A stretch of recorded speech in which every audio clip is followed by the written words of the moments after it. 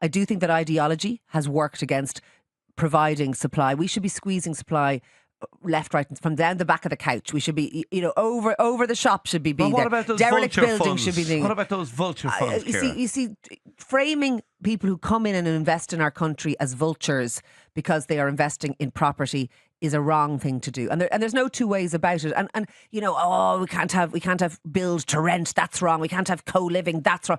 If it doesn't meet a kind of a purist, hard left sort of utopian idea It's all very well in practice. How does it work in theory? Well, exactly. If it doesn't meet those criteria, we shouldn't build it. We should be building everything because certain people should be living in those types of accommodation. And if they get out of the other types of accommodation that they're currently living in, that frees it up for other people. We should be providing supply publicly and privately.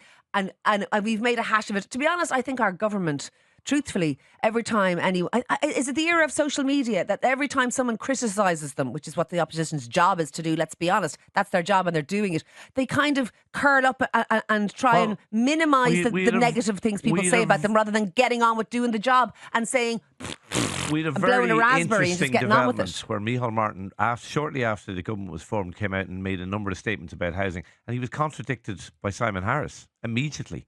I mean, they need to be singing off the same hymn sheet.